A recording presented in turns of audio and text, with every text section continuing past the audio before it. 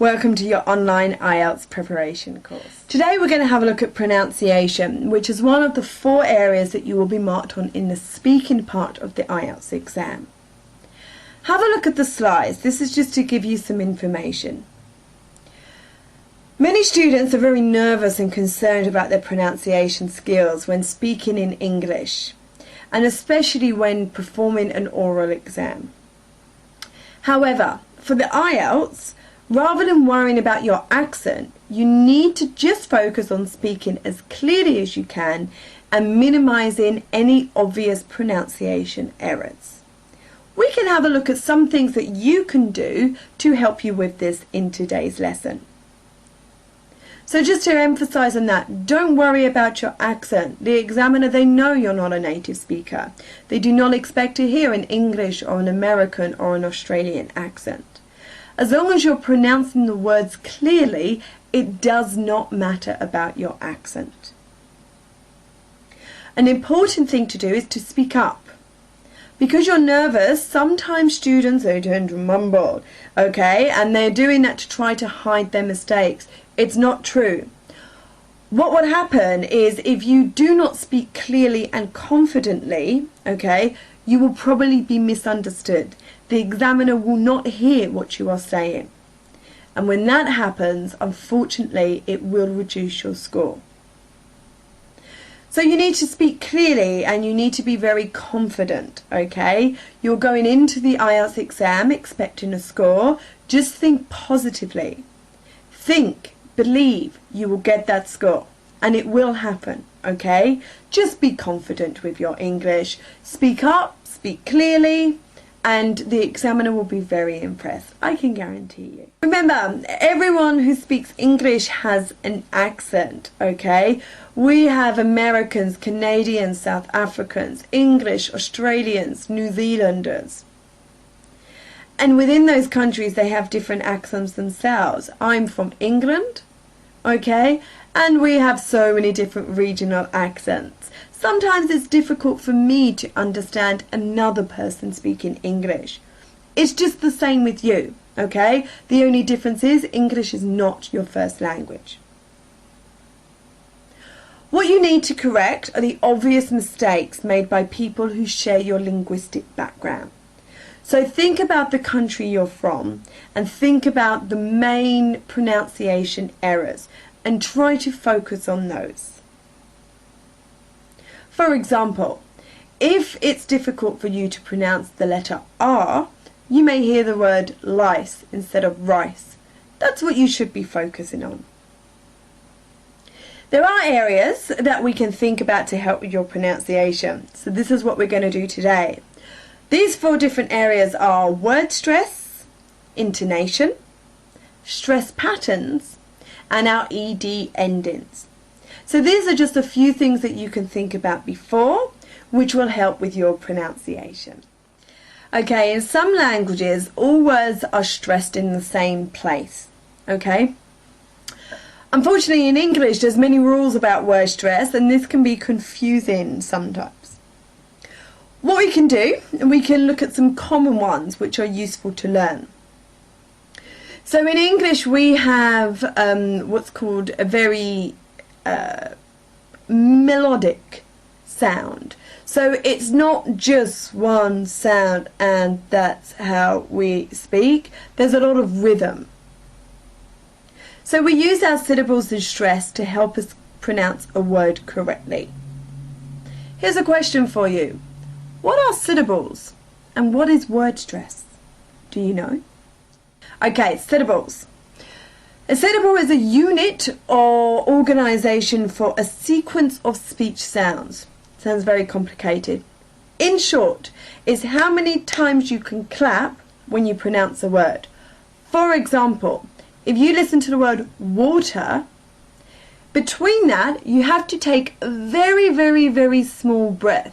You can't go water, water, water. It doesn't sound right. You have to break it up.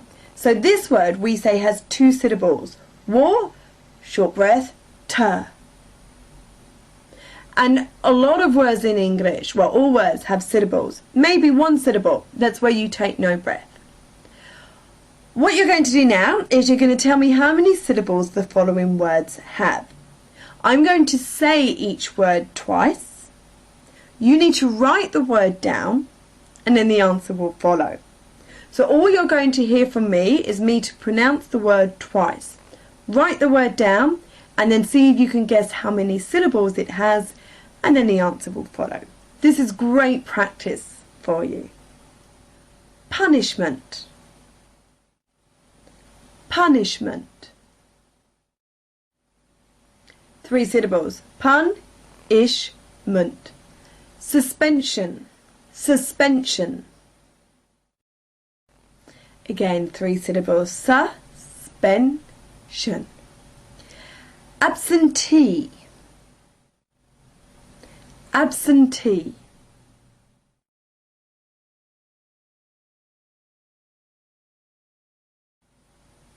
Again, 3 syllables. Prisoner. Prisoner.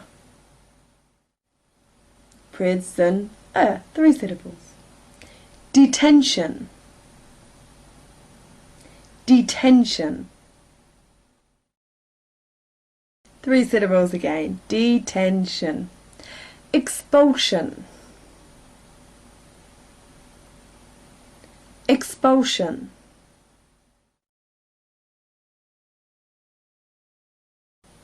And again we have 3 syllables. Okay, if a word has more than 1 syllable, then the part of the word which is emphasised is the word stress. This is the part you emphasise when speaking. If it's only 1 syllable, the word, then the whole word is stressed. So for example, the words we looked at previously with our 3 syllables, one of those syllables will be stressed, and that's the part that you give more emphasis to. By thinking about these and by practicing this, it really will help you to pronounce the words correctly. And this can really help with your coherency.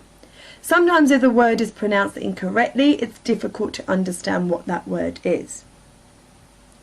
So we said before, the words that we looked at previously, we know now they all have 3 syllables, okay? Our syllables can be represented like those on the diagrams. So our 3 syllables, the first one, O, O, O, or O, O, O, or O, O, O. So the first, second, or third can be stressed. The large O represents the stressed part, as I have just told you. So, for example, let's look at the word punishment, okay? When I say the word, the part that is stressed is the first syllable. So you hear punishment. So it's punishment. The other 2 are unstressed. The first one, the pun, is stressed a little bit more. So now when you say the word, you should be able to have the stress and the syllables correct. Punishment. All you need to do then is to speed it up. Using the words before, I want you to choose the correct stress pattern. Again, if you look at the slide, these are your 3 different options. The first, the second, or the third syllable to be stressed. So when you look at the slides, you'll be given those words again. I want you to choose the correct stress pattern, and then of course the answers will follow. Good luck with this.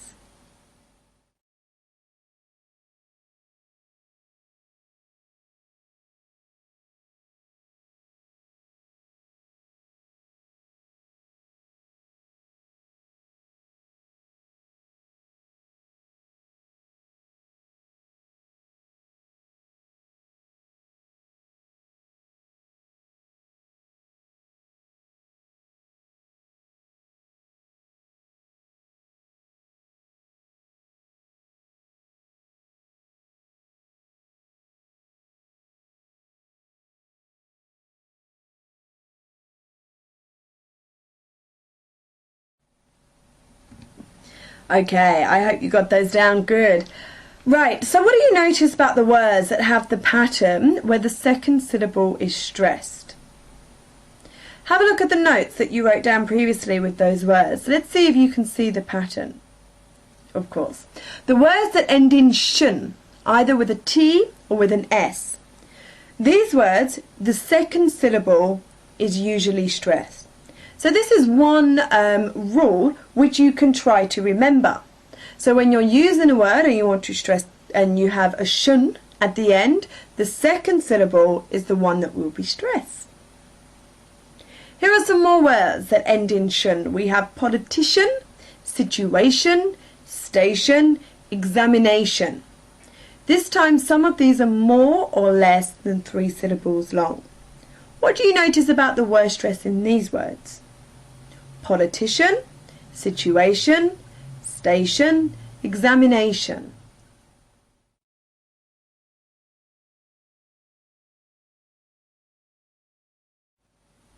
Let's have a look. So, politician, the third one is stress. Situation, the third one is stress. Station, the first one is stress. Examination, here we have the first and the fourth are stressed. Okay, using a good dictionary, this will tell you where the stress is on a word. So let's look at a dictionary definition. And can you tell me how the stress is marked? I'm going to take the word examination. So you can see the word in bold. That's the word you have looked at in the dictionary.